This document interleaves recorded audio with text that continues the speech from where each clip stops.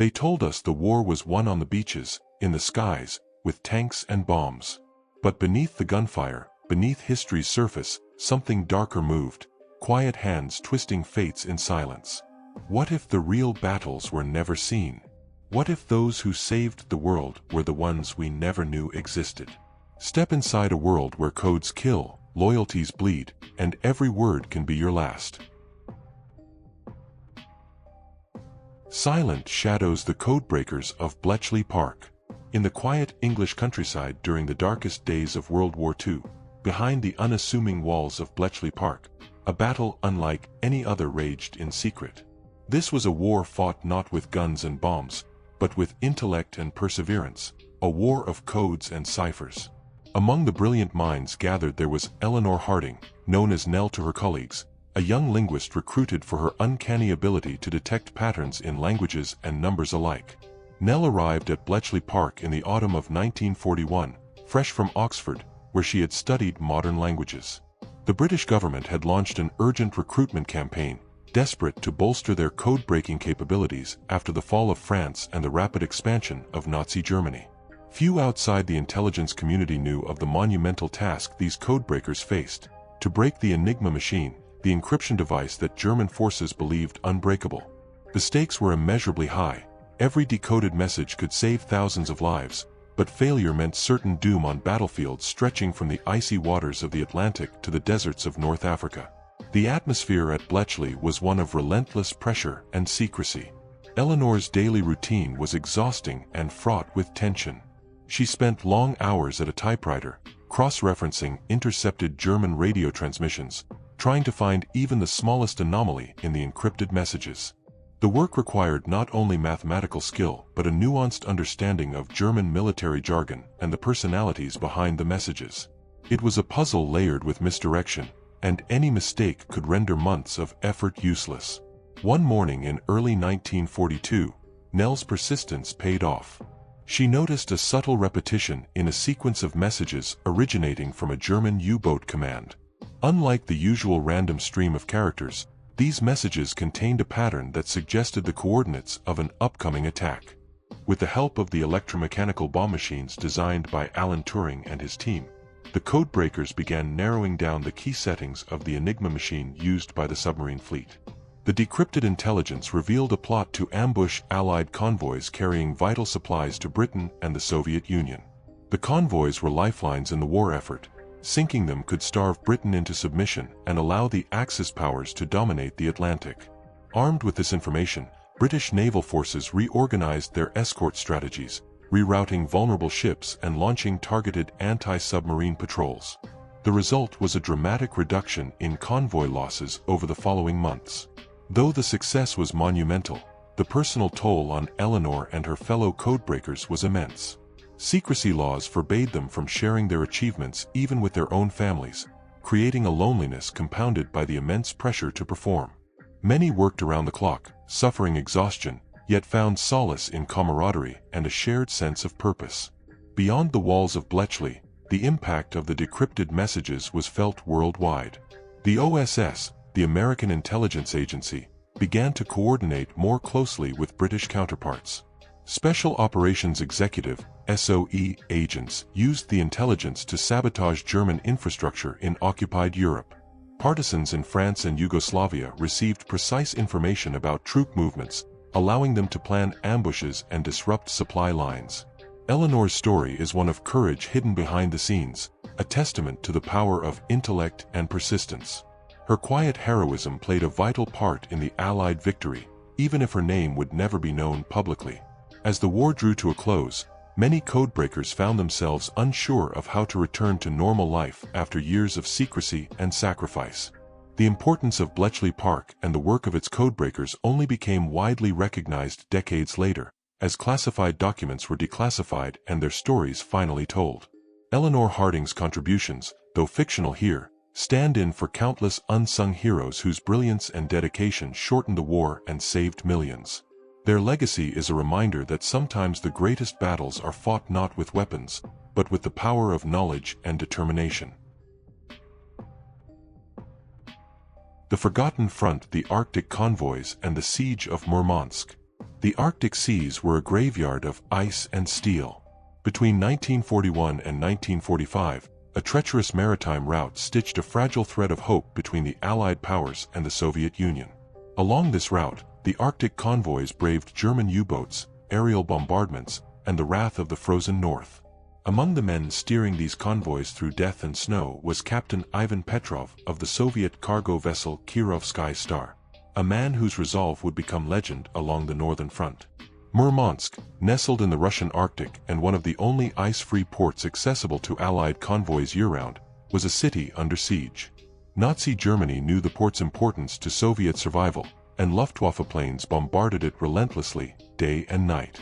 Food, weapons, tanks, and medicine, everything the Red Army needed to push back the German advance, flowed through that battered city. But none of it would have arrived without the convoys. Captain Petrov was not a man of many words. Born on the banks of the Volga, he had seen the revolution tear through his family, then survived the purges by burying his head in work and seawater. When Operation Barbarossa launched in June 1941, and Hitler's war machine crashed into Soviet territory, Petrov didn't hesitate. He requested assignment to the Northern Fleet and was handed command of a cargo vessel barely seaworthy enough to withstand the Arctic's wrath. In December of 1942, the Kirovskaya Star departed Reykjavik under the cover of a snowstorm, part of Convoy JW-51B.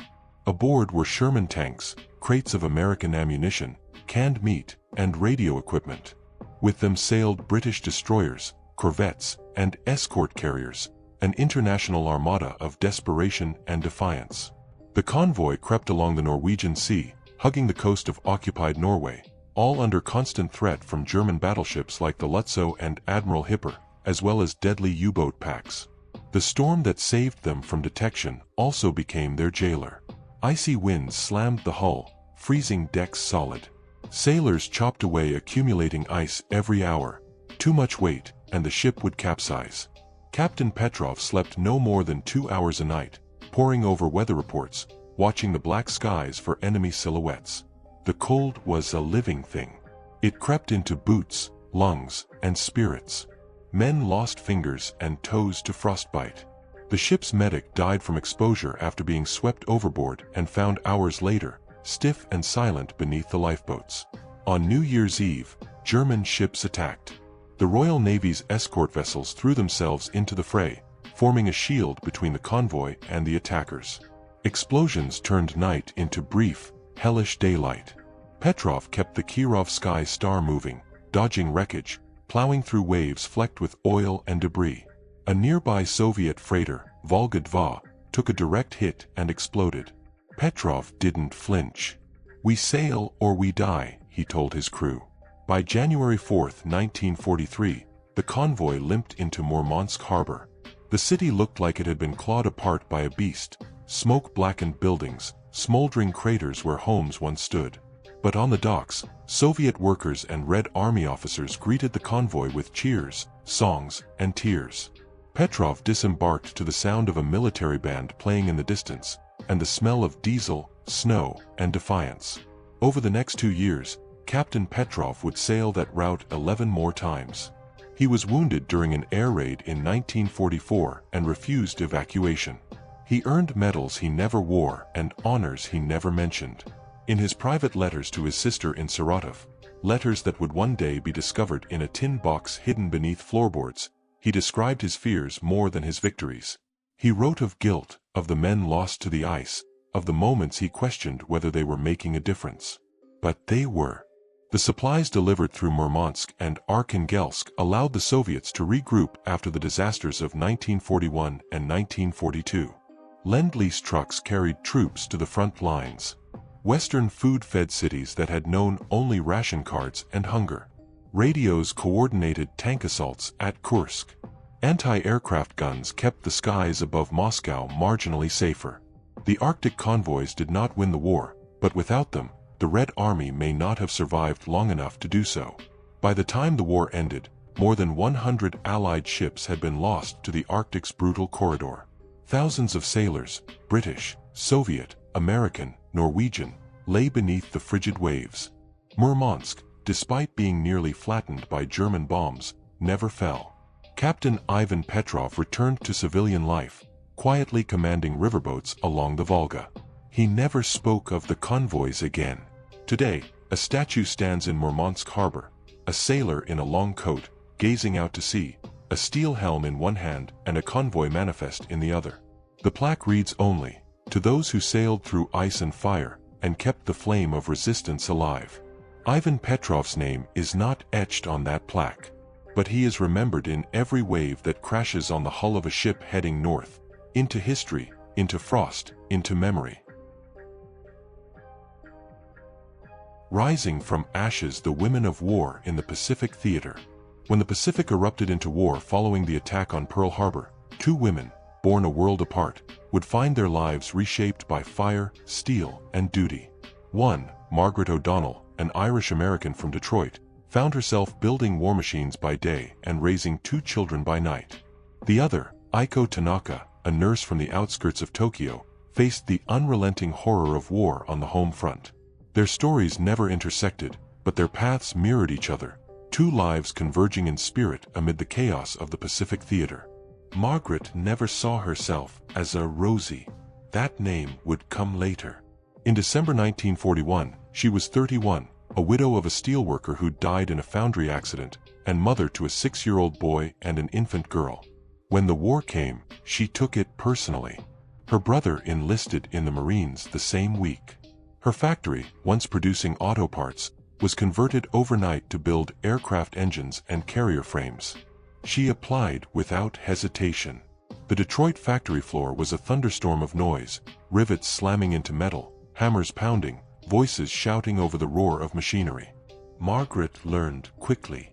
She stood on a metal catwalk with a welding torch in hand, sealing seams on the skeletons of Corsairs and Hellcats, American fighter planes destined for the skies above the Pacific. Her hair was always tucked under a bandana. Her arms grew strong. Her hands, once soft from homemaking, grew rough, but her pride grew with them. She made friends among the other women, Italian immigrants, Southern farm girls, black women from Chicago who fought for both their country and their dignity. Together, they sang, they laughed, and they worried about the telegrams that came to some of their homes, about the boys they once danced with, now lost in coral lagoons. They clipped photos from newspapers of Iwo Jima and Midway, praying their labor made a difference. Half a world away, Aiko Tanaka's days began and ended in the stifling halls of a Tokyo hospital that smelled of antiseptic and smoke. Before the war, she had studied nursing in Kyoto, dreaming of public health reform and rural clinics. But when war came, she was conscripted to serve the Imperial Medical Corps. By 1944, she was treating wounded soldiers arriving in droves from Saipan and Guam. Many came without limbs. Others, without sanity. In public, Aiko wore the mask of obedience. She bowed when the emperor's portrait passed, repeated slogans about honor and sacrifice.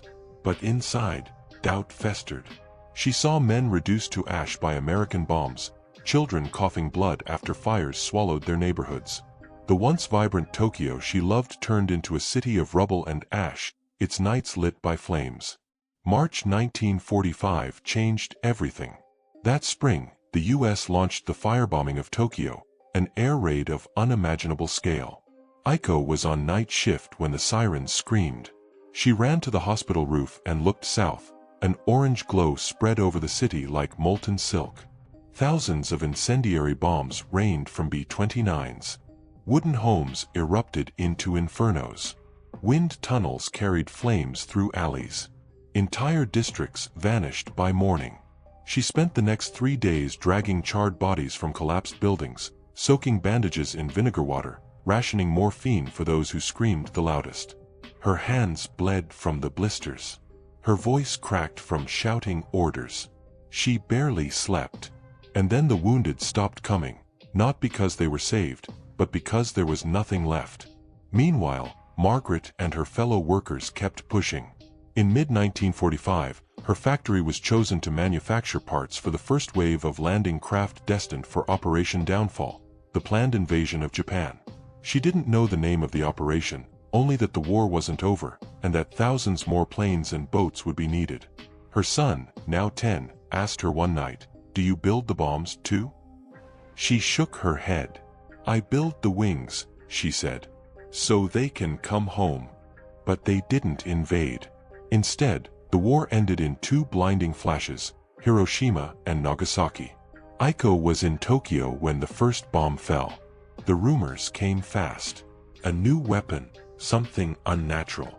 One of her colleagues had family in Hiroshima. They received no word. Days later, a telegram confirmed what silence had already told them.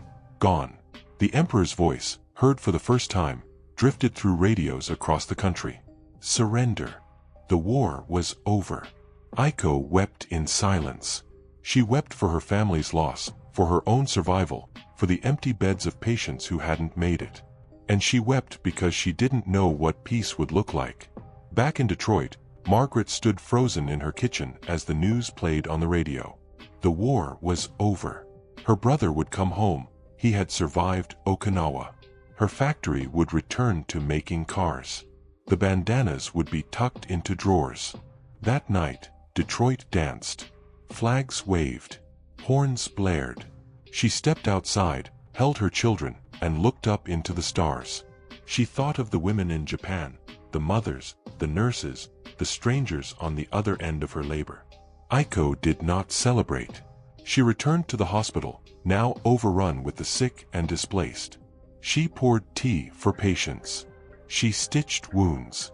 She worked in the ruins. When the American occupation forces arrived, she avoided them.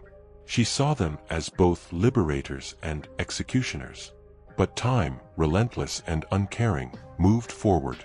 In 1951, Aiko would emigrate to California as part of a post-war cultural exchange, becoming a nurse once more, this time for those she had once called enemies.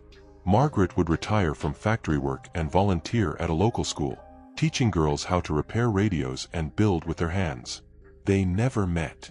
But their shared war, on opposite sides of oceans and ideologies, was one of creation amid destruction, of healing amid horror, of silent endurance. Their strength, like the rusted ships and burned-out cities, became the foundation of the post-war world, rising not as victors or vanquished, but as women who refused to break. Operation Overlord behind the beaches. By dawn on June 6, 1944, the beaches of Normandy were ablaze with smoke and chaos. The roar of artillery, the scream of incoming shells, and the desperate cries of the wounded echoed across the channel. Operation Overlord, the greatest amphibious invasion in history, was underway. Yet long before the first Allied boot touched French sand, another war had been fought in the shadows, one waged by men and women of the French resistance. At the heart of it was a young partisan named Jean-Luc Moreau, whose courage and cunning would help open the gates of Fortress Europe from within. Jean-Luc had been 17 when German forces stormed into Paris. By 19, he had seen his father executed for hiding British airmen. His mother had vanished into the maw of the Gestapo. Left with no home and no illusions, Jean-Luc took to the forests of Normandy, joining a scattered group of saboteurs who called themselves Les Loups Silencieux, the Silent Wolves. They were farmers, students, mechanics, ordinary people transformed by necessity into warriors. In the months leading up to D-Day, Allied intelligence had ramped up coordination with the French resistance. The British SOE and the American OSS smuggled in weapons, radios, and operatives. Jean-Luc's unit received a young British agent named Charlotte Barnes, who parachuted into the woods near Cannes under cover of darkness, radio equipment strapped to her back. She was fluent in French, relentless in spirit, and taught Jean-Luc how to encode messages and sabotage rail lines with precise timing. Together, they mapped German positions, monitored troop movements, and prepared to strike at a moment's notice. Their orders were clear: delay German reinforcements once the invasion began, no matter the cost.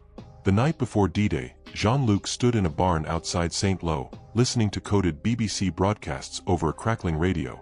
Asterisk, the roses are blooming early this year. Asterisk, the signal. The invasion was imminent. Hours before the landings, the resistance struck. Jean-Luc's group blew a crucial rail junction near Falaise, severing one of the main routes from the interior to the coast. Another cell dynamited a bridge east of Bayeux, forcing German convoys to reroute through narrow, mined roads. They attacked a German communications post in a schoolhouse, disabling radio transmissions between regional commands and Wehrmacht headquarters. 2 of his comrades were killed during the assault. Jean-Luc dragged their bodies into the woods and lit the building on fire, erasing evidence and marking their sacrifice in smoke. The retaliation came swiftly. German patrols swept through nearby villages. At dawn, they raided a farmhouse that had served as a resistance safe house. Jean-Luc watched from a ridge as it was set ablaze. He didn't flinch, didn't turn away. The war had stripped him of sentiment. He had a mission, and that mission was far from over. By the time the Allies landed on Omaha, Utah, Gold, Sword, and Juno beaches, the German 7th Army was already in disarray. Messages from high command were garbled. Orders were delayed. Reinforcements were hours late. Every delay saved Allied lives. Every explosion set by Jean-Luc and others like him widened the crack in Hitler's Atlantic Wall.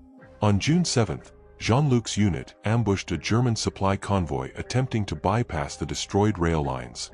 The firefight lasted 10 minutes. 2 trucks were left burning, their contents spilled into the road. Among the crates, maps, fuel canisters, and sealed orders indicating a planned counteroffensive near Corentin. Charlotte radioed the coordinates to London immediately. Hours later, Allied aircraft strafed the area, disrupting the German maneuver before it began. Despite their successes, the price was high. Charlotte was captured during a supply run on June 9th. Jean-Luc never found out where they took her.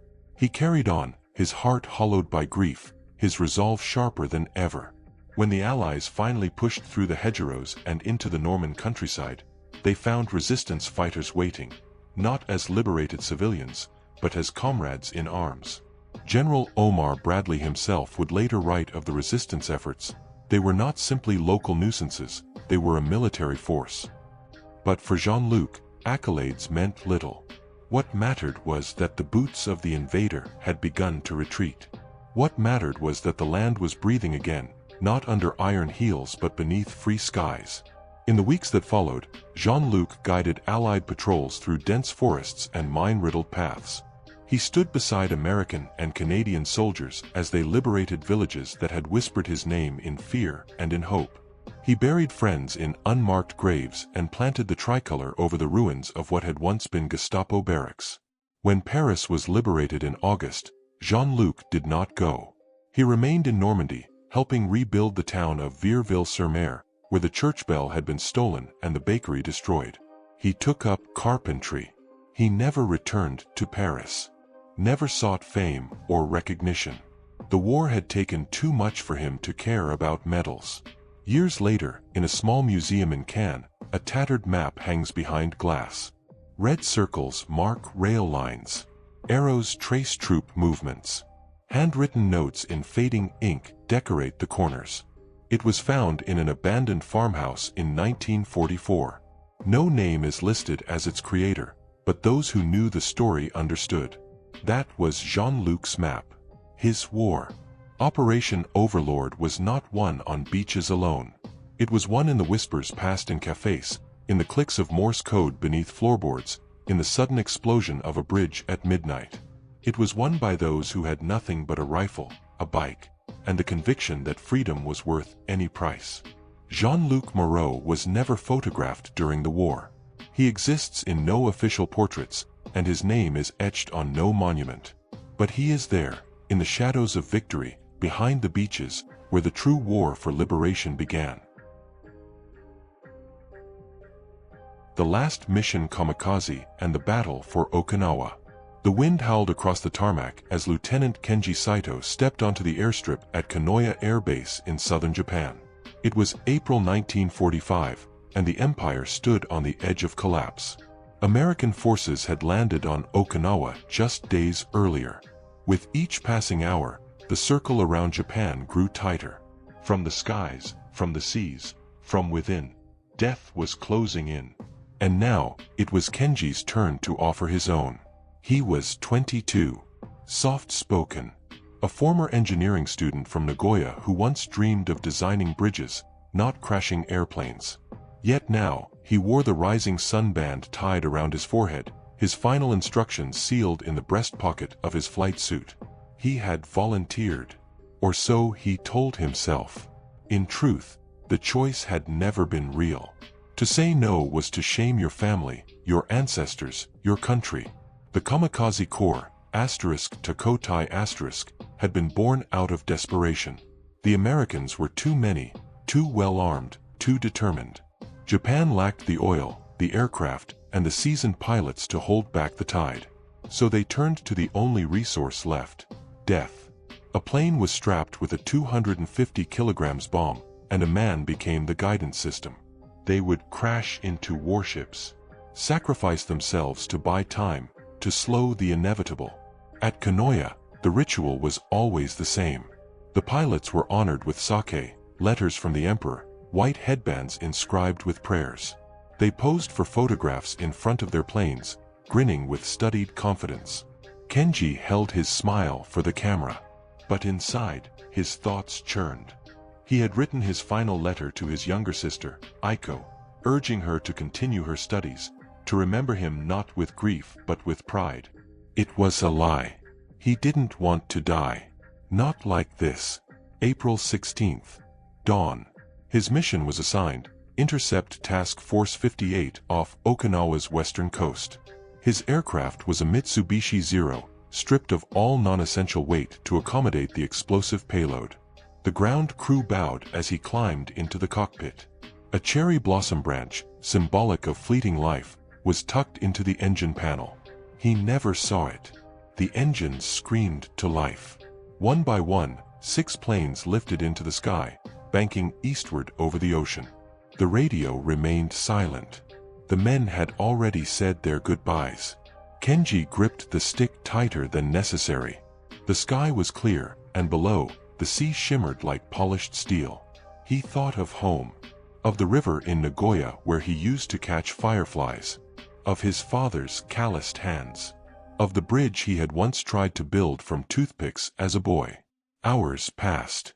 Then, like smoke on the horizon, the American fleet emerged, gray leviathans churning the water, bristling with guns. Anti-aircraft fire began almost instantly. Red bursts stitched the sky. One of the kamikaze planes exploded mid-dive. Another veered off course, trailing fire, and disappeared into the sea. Kenji tightened his trajectory. A destroyer loomed ahead. He adjusted his altitude, locked eyes on the deck. A burst of flak tore through the fuselage. The cockpit shook violently. Flames licked the instrument panel. Kenji screamed, more from instinct than pain, and gritted his teeth. The controls began to fail. He fought the stick. The ship grew larger in his windshield. The deck crew scattered like ants. A final breath. A prayer. Then, a flash. And silence. But he didn't die. When Kenji awoke, everything was white. A hospital tent. His face was bandaged. His right leg gone below the knee. He had been pulled from the sea by a Japanese patrol boat hours after his failed dive. He was one of the few. A kamikaze pilot who survived. Shame flooded him. The officers who visited his bedside were kind but cold. They spoke of duty, of another chance. He was asked if he wished to return to the skies. Kenji said nothing. His eyes drifted to the crutches by the cot. No one returned twice. By May, Okinawa had become hell on earth. American flamethrowers swept through the caves. Artillery rained endlessly. Civilians jumped from cliffs, clutching children, terrified of dishonor. Kenji listened to the radio broadcasts in the hospital. Calls for resistance, for honor, for death. He stopped listening. After the surrender in August, Kenji was still in a rehabilitation ward outside Fukuoka. The news of Hiroshima and Nagasaki shattered what little faith remained among the men in the ward. Some cheered. Some wept. Others stared into the walls and never spoke again. When the emperor's voice announced Japan's capitulation, Kenji felt a strange sense of release. The war was over. He was alive. But survival was its own burden. In the post-war years, Kenji disappeared into civilian life.